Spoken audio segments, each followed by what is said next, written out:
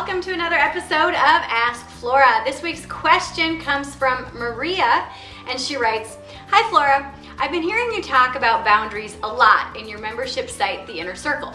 I've noticed that you do a ton of calls with us members, but also with your clients and for our group classes each week, and wonder how you maintain your boundaries with all these people. You're really active in the class that I'm in during the live calls and in our Facebook group. I've sent you emails that you've personally responded to. I've never had this level of interaction with someone while taking a class before. I'm really curious to know how you do it. Thank you so much for your time and all you do. I can't wait to enroll in yet another program soon. Maria from New Mexico." Oh yay, thank you Maria. So yes, boundaries are huge, and yes, I am very, very active with my clients and my students in the Inner Circle. So now, first let me give a little bit of insight about boundaries. Boundaries usually aren't realized until they're crossed. We don't know what our boundaries are until somebody crosses one and we realize, well, wait a minute, I really don't like this. And so, and also something about boundaries is what's a healthy boundary for you might not be a healthy boundary for somebody else. I know a lot of people who do online programs and group classes and group coaching and whatnot that has very little one-on-one time with their students, simply because that's a boundary that they don't want to cross. I myself love the interaction with my clients and students. I absolutely love what I do, so that's why I'm so involved with them. But everything that for my business goes through email. That way I have a written copy of it. I don't do Facebook Messenger. I don't do text messages except for with my one-on-one VIP clients. But everything gets routed through email. And if I can handle it, I handle it. If I can't handle it, then I route it to my VA who then handles it. So, but this is something that I had to learn early on. Also something, even though I'm very active in my Facebook groups, in my group classes and calls that I do with all the people in the Inner Circle, I do them only during a certain time frame. And again, this was something that I learned. One of my versions of or measures of success is free time with my family. And so I make sure that every single day at 4 o'clock I shut my laptop.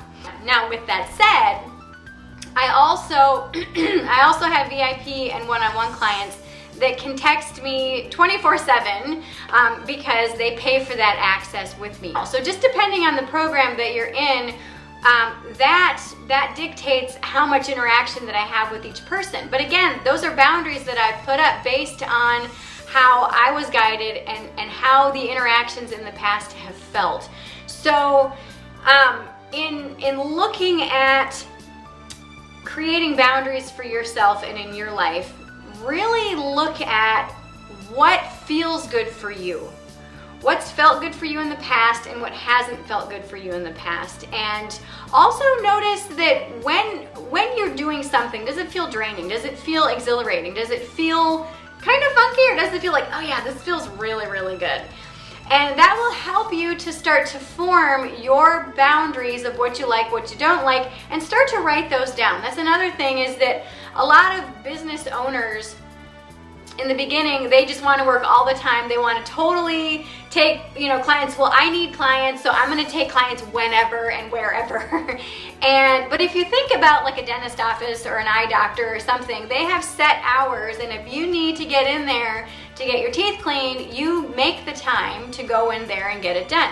Well, that's something that early on in my practice I did as well, is if people really want to take a class or if they really want to do coaching with me, they will make it a priority in their life. And if they're not going to make it a priority, then I'm not the right coach for them. Perfect. And that's also one of the reasons why I created home study programs and automated programs, so that you don't have to be available during the day. And all of my programs are recorded, so they all have MP3 downloads of everything that we do, which makes it really easy for people to gain access to that. And I know that I'm kind of mixing personal and business in this answer, but I do know that you are an entrepreneur and that you also have a day job as well. And so these are things that many of you who are watching this are in the same boat. You are an online entrepreneur, but you also maybe have a day job, and you also have other hobbies and other things that you want to pursue. And so the key to, succeeding and excelling in any of these things is to create a set of boundaries or parameters for each particular job or each particular thing in your life. And it all starts with, how does it feel? Does it feel good? Does it not feel good? And start to, set up parameters about that. And again, most boundaries aren't realized until they're crossed. And so don't get onto yourself and don't feel bad about yourself for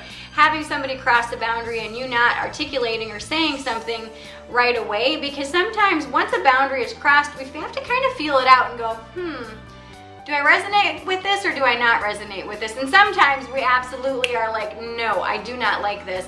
And other times there's kind of this gray period. And unfortunately, most of the boundaries in our healthy society, it's kind of, they usually fall in that gray period. So really give yourself permission to just feel out each of these boundaries, no pun intended. Feel out the boundaries and start to make a list of things that you resonate with and things that you don't resonate with. But I really hope that this has helped you with boundaries, Maria, and thank you so much for asking this question. So if you love this video and you think that somebody else might love it too, please like, comment, and share in Facebook, in email, or here on YouTube. And if you've really loved it, please subscribe so you won't miss one single episode of Ask Flora. And if you have a question for this Ask Flora segment, please email me your question at flora@florasage.com.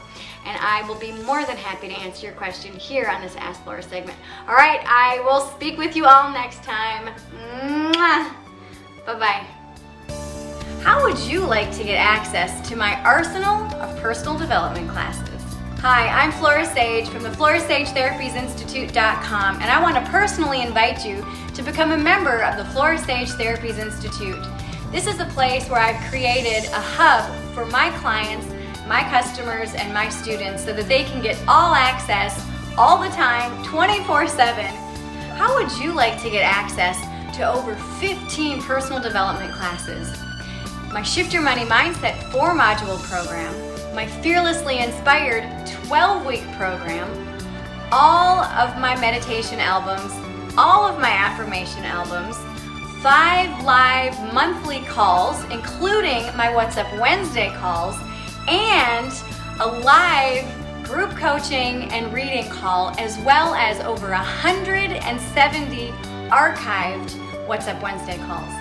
What's the What's Up Wednesday call? The What's Up Wednesday call is a 60-minute live call that we do every single Wednesday from 9 to 10 a.m. Central Time that's recorded.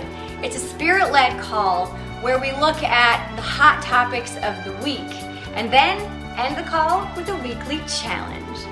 How can you get access to all of this? By getting your all-access pass to the Flora Sage Therapies Institute Inner Circle. Click the link below to learn how you can get your all-access pass.